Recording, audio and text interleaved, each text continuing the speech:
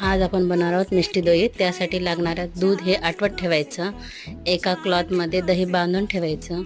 नंतर गूळ मेल्ट होण्यासाठी ठेवून ते गूळ मेल्ट झाल्यानंतर त्यामध्ये पाणी टाकून मिश्रण एकजीव करायचं. मिश्रण एकजीव झाल्यानंतर जे आटलेलं दूध आहे त्यामध्ये टाकून विस्करच्या साहाय्याने हटवून घ्यायचं. दही बांधलेलं ते पण त्याच्यामध्ये टाकायचं. नंतर थोडीशी वेलची, हे सगळं मिश्रण कोमट असतानाच मातीच्या भांड्यामध्ये भरून ठेवायचं. हे 8 तास सेट करण्यासाठी ठेवल्यानंतर 2 तास गार करायचं. तयार झालेलं हे सर्व मिश्रण मिष्टी दही आवडल्यास लाईक, सबस्क्राईब, शेअर नक्कीच करा.